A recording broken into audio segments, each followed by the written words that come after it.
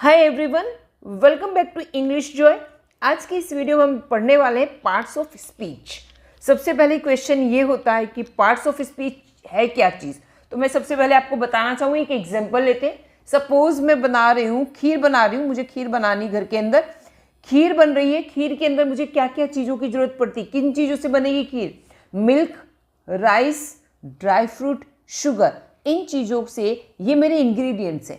इन चीज़ों के डलने के बाद इनके साथ मेरी राइस पुडिंग होगी। इसको हम इंग्लिश में कहेंगे राइस पुडिंग। तब हमारी खीर तैयार होगी।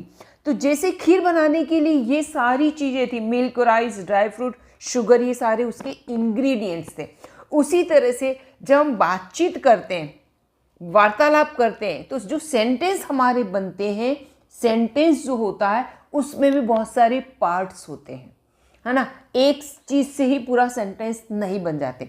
तो उसी तरह से जैसे ये पार्ट्स ऑफ स्पीच है, स्पीच यानी वाक्य के भाग कितने होते हैं वो आज हम देखने वाले हैं कि पार्ट्स ऑफ स्पीच, स्पीच यानी वाक्य के कितने भाग होते हैं। एक सेंटेंस होते हैं, उसमें 4 हो सकते, 5 हो सकते, 6 हो सकते, 7, 8 इस तरह से हो सकते। Ramesh goes to school, Ramesh school जाता है। तो यहाँ पे कितने पार्ट हो? 1 2 3 4। यहाँ पे पार्ट हुए 4। साक्षी इज अ गुड गर्ल, 1 2 3 4 5। यहाँ 5 पार्ट्स हो रहे। Maya plays chess after coming from school, 1 sorry ये मीना है, डबल ई, इसको ठीक कर देते। 1 2 3 4 5 6 7। यहाँ पर 7 पार्ट हो रहा है। ये सारे पार्ट जब मिलते हैं तभी सेंटेंस बनता है। जरूरी नहीं कि सेंटेंस में कितने पार्ट्स की जरूरत पड़ती है, ये डिपेंड करता है सेंटेंस के मीनिंग पे कि सेंटेंस में किस चीज़ों की जरूरत पड़ेगी। तो इसी तरह से ये जो चीज़ें हैं, इस तरह से हमारे पार्ट बनते हैं।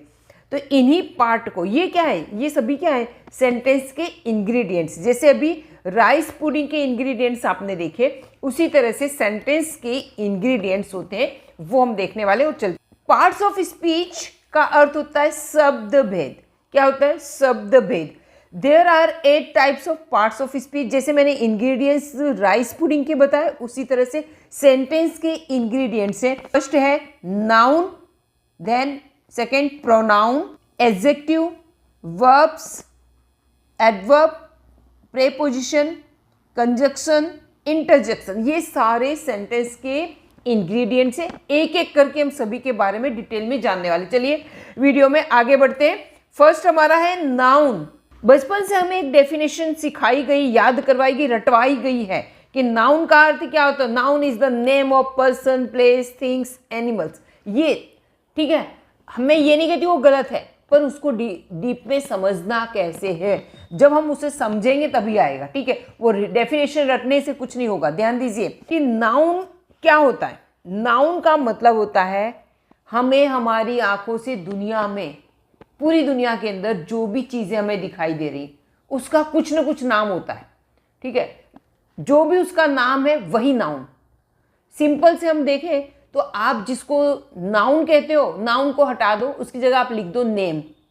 क्या लिखना है? नेम। नाउन को आप नेम समझ के ही याद करो, नेम समझ कर ही उसे समझो कि नाउन यानी नेम, नेम यानी नाम। ठीक है, कोई भी। अब एक चीज़ तो आपको पता है कि दुनिया में जितनी भी अच्छी बुरी सब चीज़ें जो हमें दिखाई देती हैं, या कुछ चीज़ें हमें दिखाई नहीं देती, सिर्फ हम महसूस करते हो, लेकिन उसको हम कुछ न कुछ नाम से कहते हैं। जैसे अभी हम हाथ में ऐसे हिलाऊंगी तो मुझे महसूस होता है कि हवा है, तो हवा शब्द है, ये क्या नाम है ना किसी चीज़ का, तो इसको हम क्या कहेंगे? एयर। ये नाउन है, एयर वर्ड है, ये क्या है? नाउन है। तो जितने इंग्लिश के सेंटेंसेस हम बनाते हैं उसमें नाम तो होते ही हैं, चाहे वो शहर का नाम हो, चाहे कोई व्यक्ति का नाम हो, वस्तु का नाम हो, पशु पंखी का नाम हो, या कोई चीज वस्तु का नाम हमें दिखाई जो दे रहा है उसका नाम होता है। फीलिंग्स होते हैं, लव हैट ये भी चीज है, इन सबके।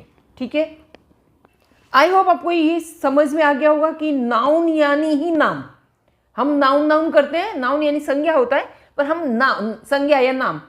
ठीक है, पर इसमें बिल्कुल कंफ्यूज नहीं होना। जो भी चीजें हमें दिखाई देती या नहीं दिखाई देती, उसका कुछ जो नाम होता है वही नाउन। बिल्कुल कंफ्यूज होना ही नहीं है इसमें। नेम शब्द को हम नाउन की तरह देखेंगे तो बिल्कुल इजी हो जाएगा। सपोज, चलो आपको ये डेफिनेशन समझ में आ गई है, तो आप ही गेस कीजिए कि नाउन क्या है। आप जहाँ भी अभी इस समय बैठे हैं, हो सकता है आपके हाथ में टैबलेट होगा, मोबाइल होगा या कंप्यूटर होगा, तो ये जो शब्द मैंने अभी बोले वो क्या है? नाउन। आपके हाथ में पेन हो सकता है, नोटबुक हो सकती है, आपके जहाँ बैठे हो आपके सामने दीवार हो सकती है, ऊपर फैन हो सकता है, ठीक है, और आसपास बुक्स हो सकती है। तो ये सारी चीज़ें नाउन है, जो भी है, टेबल कुर्सी है, जो भी चीज़ दिख रही है उसको हम हिंदी में जो बोलते हैं, इंग्लिश में उसका जो वर्ड है वो उसका नाउन है। नाउन यानी नाम उस चीज़ का। चलिए हम ये देख लेते हैं, यहाँ पे अब डेफिनेशन भी देख लेते हैं। The name of any person, thing, race, feeling और place is called a noun. किसी भी व्यक्ति, वस्तु, जाति, भाव या स्थान के नाम को संज्ञा कहते हैं यानी नाउन कहते हैं। एग्जाम्पल देख लेते हैं। लता इज अ सिंगर। तो लता क्या है? लता एक गायिका है। तो लता क्या है? किसी व्यक्ति का नाम हो गया, ठीक है। सिंगर यानी जो गाता है, गीत गाता है, उस व्यक्ति को क्या कहते हैं? सिंगर। तो ये उसका नाम हो गया, सिंगर नाम हो गया उसका। This table is broken. ये टेबल टूटा हुआ। तो टेबल वर्ड है, ये टेबल क्या हुआ? नाउन हो गया। He lives in Canada. तो कैनेडा जगह का नाम है, जो भी जगह है वो उसका नाम क्या है? कैनेडा, ठीक है। The dog is a faithful animal. कुत्ता वफादार प्राणी है। तो ये जो डॉग है 4 पैर वाला, उसको क्या कहते हैं? उसको हम देखकर ही, इसको देख के हमें पता चल जाता है कि इसका नाम क्या है?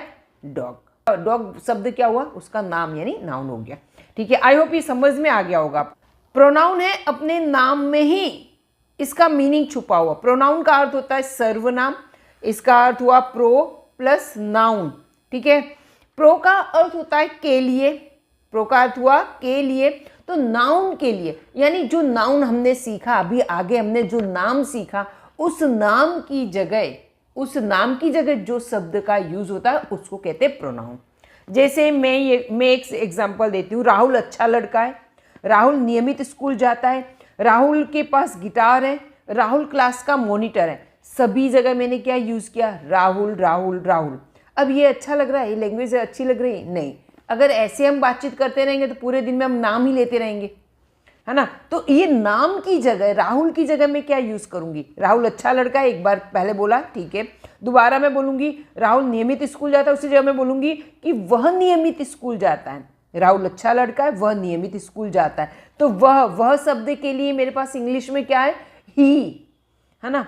राहुल क्या है? लड़का, इसलिए ही यूज करूंगी। अगर राहुल की जगह रवीना होता तो वह की जगह में शी यूज करती, तो वह शी होता है, वो प्रोनाउन होता है, ठीक है। राहुल के पास गिटार है, तो राहुल के पास गिटार, तो राहुल के पास, तो राहुल की जगह में क्या यूज करूंगी? ही हैज, तो वो वापस ही आएगा, ठीक है। राहुल क्लास का मॉनिटर, वापस में ही का यूज करूंगी, he is a monitor of the class. तो यहाँ पर मैंने राहुल की जगह क्या यूज किया? ही क्या हो गया? सर्वनाम हो गया। नाम की जगह, राहुल नाम की जगह मैंने क्या यूज किया? ही यूज किया। मेन प्रोनाउन है वो मैं बता रही हूँ। जैसे मैं अपना नाम नहीं लूंगी तो क्या बोलूंगी? अब मेरे लिए मेरा नाम ना लूंगी, मैं क्या बोलूंगी? आई। कोई लड़का या मेल है तो वो अपना नाम, उसका मैं नाम ना लेके उसकी जगह बोलूंगी ही। कोई फीमेल है या लेडी है, उसके नाम की जगह मैं शी यूज करूंगी। और कोई निर्जीव चीज, वस्तु या पशु पंखी या कोई ऐसी चीजें, सीजन वगैरह, जिसका मैं नाम न लेके, बार बार उसका मैं नाम न लेके उसकी जगह मैं यूज करूंगी इट। अगर बहुत सारे लोग हैं तो मैं उनके लिए यूज करूंगी दे। और हम लोग खुद हैं तो हम अपना, मैं और मेरे साथ वालों का मैं नाम न लेकर मैं बोलूंगी वी। और आपका नाम न लेके मैं यू यूज किया, तो ये सारे अपने क्या हो गए? प्रोनाउन। चलिए यहाँ पर ये देख लिया आपने। चलिए एग्जाम्पल देख लेते हैं। He is a boy. वह एक लड़का है, ठीक है। तो यहाँ पर वह यानी ही क्या हो गया? उस लड़के का नाम न लेके मैंने ही यूज किया। आई एम गोइंग, मैं जा रहा हूं, मैं मेरा नाम ना लेके मैं बोल रही हूँ, ठीक है। आएगा यहाँ पे आई। शी हैज़ द पियानो, उसके पास पियानो है, तो उस लड़की का नाम ना लेके मैंने क्या लिखा है? शी लिखा है। They have done the work, उन लोगों ने उनका काम पूरा कर दिया है, तो उन लोगों की जगह मैंने क्या यूज कर लिया है? दे। वी आर लर्निंग इंग्लिश, हम इंग्लिश सीख रहे हैं, तो यहाँ पे वी यूज किया मैंने, ठीक है। आई होप आपका ये कॉन्सेप्ट क्लियर हो गया होगा। चलिए बढ़ते आगे। है एडजेक्टिव। अब सबसे पहले तो मैं बता दूं कि इसको एडजेक्टिव नहीं बोलते, एडजेक्टिव नहीं बोलेंगे। ये डी का प्रोनाउंसिएशन इसमें नहीं होता, ये डी का प्रोनाउंसिएशन नहीं है, आप बोलेंगे एडजेक्टिव। क्या बोलना है? एडजेक्टिव। कई लोग बोलते हैं इसको, पर हम क्या बोलेंगे? इसका सही प्रोनाउंसिएशन है एडजेक्टिव। इसका मतलब होता है विशेषण। विशेषण का अर्थ कोई की किसी चीज की विशेषता बताना, चाहे वो ये व्यक्ति या वस्तु की विशेषता बताना। व्यक्ति वस्तु की विशेषता में उसकी अच्छाई हो सकती, बुराई हो सकती, उसकी तारीफ हो सकती, खासियत हो सकती, उसका विशेष गुण हो सकता है। ये चीज़ें बताने के लिए हम कहते हैं, पर्सन को डिस्क्राइब करने के लिए हम इसका यूज़ करते हैं। चलिए देख, जैसे हम बताते हैं ना कि वो बहुत ही सुंदर लड़की है ना, वो बहुत ही बदसूरत है, वो बहुत ही बहादुर है, बहुत ही ऊंचा है, बहुत ही तेजस्वी है, बहुत लालची है, बहुत ईमानदार है, मोटा है, पतला है, डेफ है, बहरा है, ठीक है, हैंडसम, ऐसे शब्द हम यूज़ करते हैं, इनको हम कहते हैं विशेषण। ठीक है, इंग्लिश में बोलते हैं beautiful, ugly, brave, tall, brilliant, greedy, deaf, handsome, fat, short, honest, weak, gentle, etcetera. ठीक है, चलिए हम सेंटेंस में देख लेते हैं। डेफिनेशन भी समझ में आ गई। Adjectives are those word which describe the qualities और state of being of noun. चलिए सेंटेंसेस देख लेते हैं। He is an intelligent boy. वो लड़का कैसा है? बुद्धिमान लड़का है। वो बुद्धिमान लड़का। लड़का कैसा है? लड़के की क्या विशेषता है? इंटेलिजेंट, बुद्धिमान। This is clean water. तो ये वाटर कैसा है? क्लीन, ये साफ पानी है। तो ये वाटर की विशेषता बता दी। ठीक है, वी एड डिलीशियस फूड। हमने डिलीशियस फूड खाया। ठीक है, स्वादिष्ट खाना खाया। तो फूड कैसा है? Delicious. Clear? That boy is laborious. Laborious का मतलब होता है मेहनती। लड़का कैसा है? ये इसकी विशेषता क्या बता दी? लबोरियस, मेहनती। The test was difficult. Test कैसा था? मुश्किल था। हमारे ये जितने भी कलर से लिखे हैं, ये सारे वर्ड्स हमारे हो गए विशेषण, एडजेक्टिव। क्लियर? आई होप ये समझ में आ गया होगा। ठीक है, चलिए अब ये वाला एडजेक्टिव समझ में आ गया। अगला हमारा देख लेते हैं वर्ब, क्रिया। वर्ब्स का अर्थ क्या हुआ? क्रिया। इसकी डेफिनेशन है, a verb is a main part of speech that is often used to describe और इंडिकेट एन एक्शन। एक्शन को इंडिकेट करता है यानी डिस्क्राइब करता है। अब आप इसमें एक ध्यान दीजिए, इंग्लिश में जितने भी सेंटेंसेस होते हैं, कोई ऐसा सेंटेंस नहीं होगा 99% जिसमें वर्ब्स नहीं आते हैं। वर्ब्स बहुत ही ज़्यादा इंपॉर्टेंट है, इसलिए वर्ब्स को जितने ज़्यादा हो आप तैयार कीजिए, याद कीजिए, तभी हम इंग्लिश सीख पाएंगे। ठीक है, चलिए इंग्लिश सीखने के लिए वर्ब्स का बहुत ही ज़्यादा इंपॉर्टेंस है। वर्ब्स जरूर सीखिएगा, तैयार कीजिए ज़बरदस्त। बिना वर्ब्स के सेंटेंस नहीं होते। चलो सेंटेंस का पैटर्न भी क्या होता है इंग्लिश में, आप देखते हैं ना। सबसे पहले हम लिखते हैं सब्जेक्ट प्लस वर्ब लिखते हैं प्लस ऑब्जेक्ट। ठीक है, यानी यहाँ पे आप देखिए सब्जेक्ट और वर्ब तो होगा ही। ठीक है, ऑब्जेक्ट हो सकता है किसी सेंटेंस में ना हो, लेकिन सब्जेक्ट और वर्ब तो होता ही है। तो वर्ब को बहुत अच्छे से तैयार करना है। चलिए बढ़ते हैं आगे। यहाँ पे एक बात और मैं आपको कर दूँ, जैसे एक मोबाइल है, मोबाइल के अंदर बैटरी ना हो तो मोबाइल चलेगा? नहीं चलेगा। यानी ये सेंटेंस के अंदर वर्ब का उतना इंपॉर्टेंस है, पावर देने का काम करता है। ठीक है, कोई भी एक्शन है, जैसे आप स्कूल में पढ़ा रहे हो, ऑफिस में काम कर रहे हो, है ना, वही काम नहीं होता। एक्शन वर्ड का, इसको वर्ब को एक्शन वर्ड भी कहते हैं। ठीक है, तो जो जिस काम में एनर्जी लगती है उसको कहते हैं वर्ब्स। जैसे ऐसा नहीं कि ऑफिस में ही बैठ के काम किया उसी में एनर्जी लगती है। सभी में काम करना, उसमें हंसना, हंसने में भी एनर्जी लगती, हंसना, रोना, बोलना, खेलना, चलना, इन सभी में एनर्जी लगती है। स्वीकार करना, है ना, ये स्वीकार करना, ये मेंटल एनर्जी है। क्लियर? चलिए अब यहाँ पे सेंटेंसेस देख लेते हैं। She is playing chess. She is playing, तो प्ले है। ठीक है, शी इज प्लेइंग चेस, वो चेस खेल रही। दे आर रीडिंग बुक, तो रीड करना। ठीक है, मदर कुक्स फूड, मदर माँ खाना बनाती है। अब यहाँ पे ये कुक फूड शब्द नहीं लिखते हैं तब भी मीनिंग तो बन जाता है कि मदर कुक्स। कुक का अर्थ होता है खाना बनाना, तो अगर ये फूड वर्ड नहीं लिखते तब भी सेंटेंस सही है, लिखते तब भी ठीक है। मदर कुक्स, माँ खाना बनाती है। आई रॉट एन ईमेल, मैंने ईमेल लिखा, रॉट। ठीक है, इसमें डब्ल्यू का उच्चारण नहीं है। मैंने ईमेल लिखा। माई टीचर टीचेस इंग्लिश, मेरी टीचर इंग्लिश पढ़ाती है। ठीक है, तो ये टीच करना, पढ़ाना, ये सारे क्या हैं, वर्ब से। तो आप देखें वर्ब होता क्या है, ये तो पता चल गया। अब वर्ब की डेफिनेशन भी थोड़ा सा मैं बता देती हूँ। जैसे हिंदी में हम बोलते हैं खाना, पीना, उठना, बैठना, जागना, हंसना, रोना, धोना, जिस सभी के पीछे ना शब्द आता है उसको इंग्लिश में हम जो बोलते हैं, जैसे खाना को इंग्लिश में क्या बोलते हैं, ईट। खेलना, इसको इंग्लिश में बोलेंगे प्ले। जाना, गो। रखना, कीप। बोलना, स्पीक। ठीक है, तो ये जो भी इंग्लिश के वर्ड हैं इनको हम कहते हैं वर्ब। इंग्लिश में हम इनको कहेंगे वर्ब, हिंदी में हम कहेंगे इनको क्रिया। अगला, अभी हमने देखा वर्ब, अब हम देख रहे हैं एडवर्ब। एडवर्ब है, ये अपने नाम में ही इसका मीनिंग छुपा हुआ है। हिंदी में इसको हम कहते हैं क्रिया विशेषण। अब एडवर्ब का अर्थ होता है एड प्लस वर्ब। अब ये वर्ब में कुछ ऐड करे उसको कहते हैं एडवर्ब, यानी क्रिया की विशेषता बताता है। ठीक है, डेफिनेशन देख लेते हैं। An adverb is a word which adds to the meaning of a verb.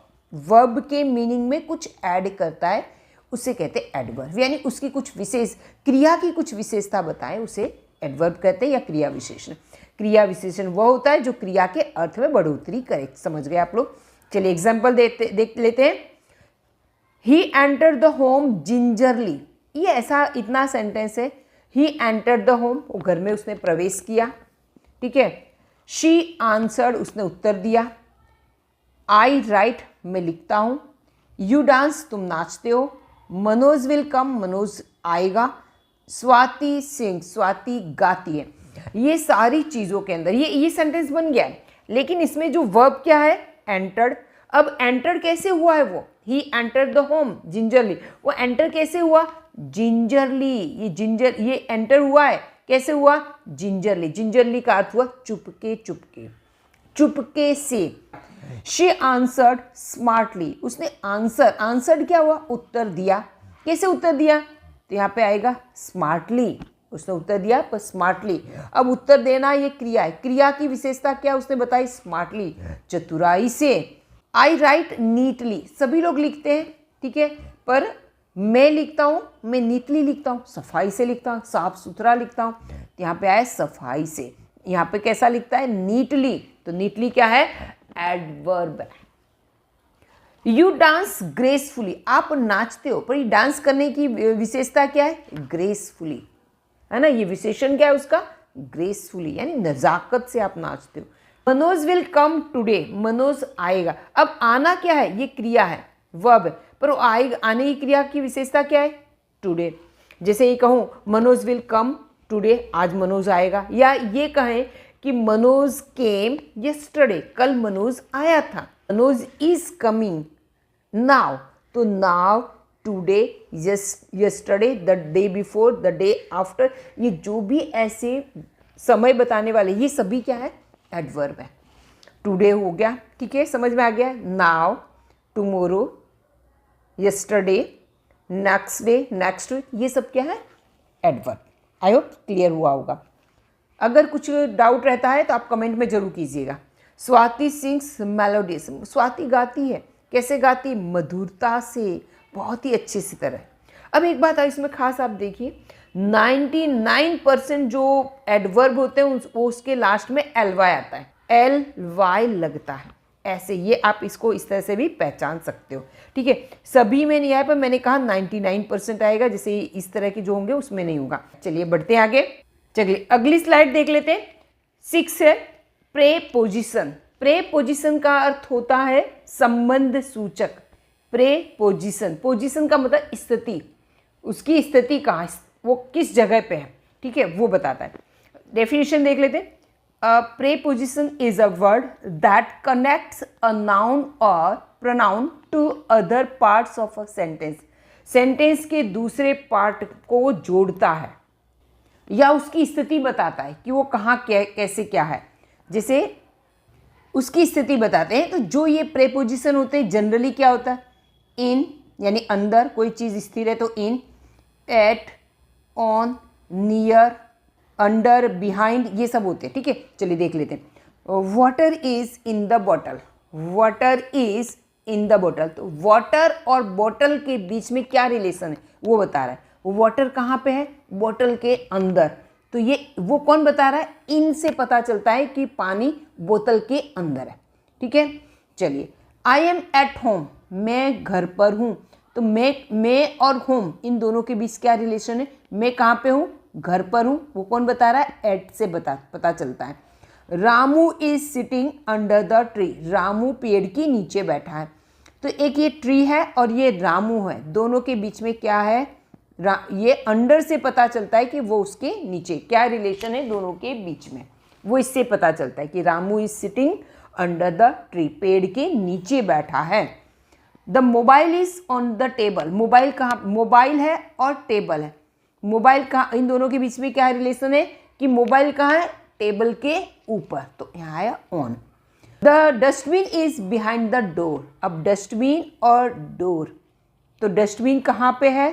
Behind the door, door के पीछे। आई होप ये समझ में आ गया होगा। अगला हमारा है कंजक्शन।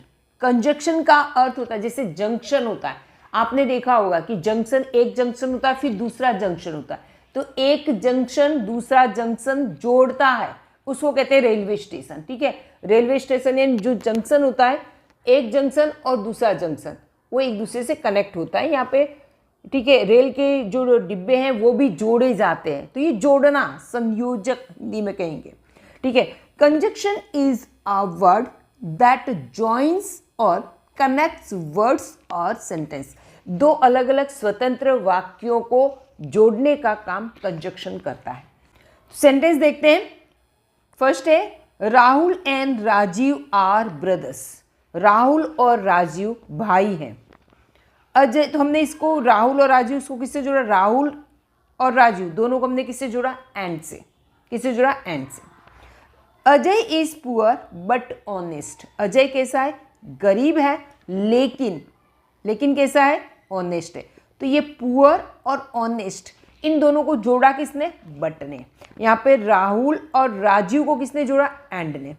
ठीक है, तो यहाँ पे दैट से हमने बोला मैं खुश हूँ, या मुझे खुशी हुई है, या मैं खुश हूँ और आप आए हो, ये पहला सेंटेंस है, ये दूसरा सेंटेंस, दोनों सेंटेंसेस को जोड़ने का काम किया है दैट ने। दैट का अर्थ हुआ कि। क्लियर? चलिए अगला देख लेते हैं। Ram was hungry, Ram was hungry so he at the food, Ram भूखा था इसलिए उसने भोजन किया, उसने खाना खाया। किसको? ये राम भूखा था, उसने खाया, भोजन खाया, उसने खाना खाया। किससे जोड़ा है? सो का अर्थ हुआ इसलिए। कॉल हिम उसे बुलाओ। लेस्ट ही शुड बी स्लीपिंग, अब ये लेस्ट और शुड, ये शुड वाले वाक्य आपको पता है, एडवाइस में कहते हैं you should go, you should study, you should play, तुम्हें ऐसा करना चाहिए, तुम्हें वो करना चाहिए, ऐसे बहुत ही कॉमन सेंटेंसेस है शुड वाले। लेकिन शुड के साथ अगर लेस्ट आ जाता है तो इसका अर्थ होता है कहीं, कहीं, कहीं और ना आता है। ठीक है, इसमें ना, कहीं, लेस्ट और शुड के अंदर कहीं ना शब्द छुपा हुआ है। कॉल हिम, उसे बुलाओ। अभी दूसरा सेंटेंस क्या है? लेस्ट ही शुड बी स्लीपिंग, कहीं वो सो ना रहा हो, कहीं वो सो ना रहा हो। इसमें, इस सेंटेंस में नॉट नहीं है लेकिन इसके अंदर ही दिया हो। लेस्ट और शुड की पेयर है। ठीक है, इसमें मेरा एक डिटेल वीडियो है, आप मेरे चैनल पे जाके देखेंगे तो आपको मिल जाएगा। चलिए वीडियो में आगे बढ़ते हैं। Last, interjection. इंटरजेक्शन का अर्थ क्या होता है? जैसे हमारे मन से कोई भी चीज़ को हम देखें और अचानक हमारे अंदर से फीलिंग फूट पड़े, अंदर से, मन से, हमारे मुंह से कुछ निकल जाता है, इंटरजेक्शन। उसको ऐसे करके हम एक्सप्लेन करते हैं। An interjection is a word that shows sudden feeling और इमोशन।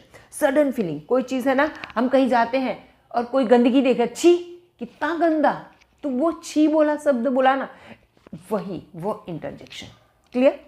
ऐसे तो बहुत है। चलिए हम एग्जाम्पल देखें तो ज़्यादा समझ में। हम मुंह के ऊपर उंगली रखते हैं, ओंठ पर उंगली रख के बोलते चुप, बच्चा सो रहा, इस ऐसे इसको, इसका अर्थ क्या हुआ? चुप। ये है ना चुप, बच्चा सो रहा है। ठीक है, ये शांत हो जाओ, ये होता है इसे। Alas vacation is over. हाँ, अफसोस, अलास का अर्थ क्या होता है? अफसोस, दुख से बोलते हैं।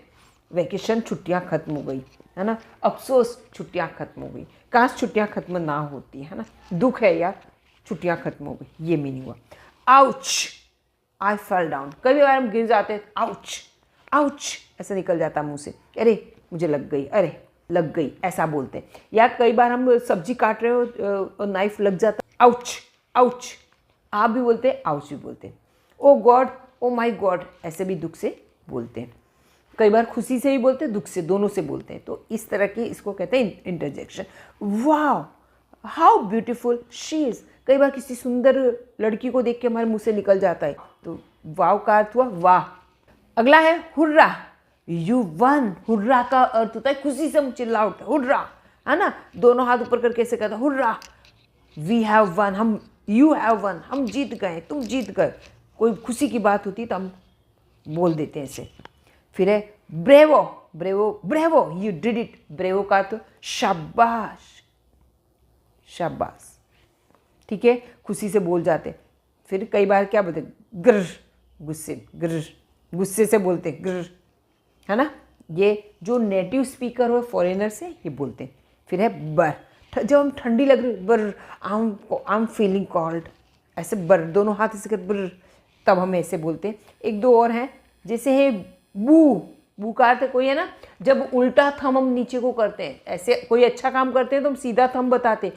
कोई अच्छा परफॉर्म ना करे, है ना, तो हम उसको हम कैसे करते हैं, उल्टा थम बताते, तब बोलते, थम बताते हो बोलते बू, क्या बोलते, बू। कोई है ना खड़ा है तो हम पीछे से जाके बोलते बू, तब भी बोलते हैं। ईव, ईव का, इसका स्पेलिंग ऐसे बोलते हैं, eww, it's so dirty, eww, so dirty, जो बहुत गंदा लगता है तो हम बोलते ई, कितना गंदा है। आई होप कि आपको ये वीडियो मेरा अच्छा लगा होगा। अगर यहाँ पे वीडियो में कोई कन्फ्यूज़न है, कोई भी दिक्कत आ रही, कमेंट कीजिएगा, मैं आपका रिप्लाई करूँगी। और वीडियो अच्छा लगता है तो ज़्यादा से ज़्यादा लोगों को आप शेयर कीजिएगा, है ना, मेरी रिक्वेस्ट है आपको।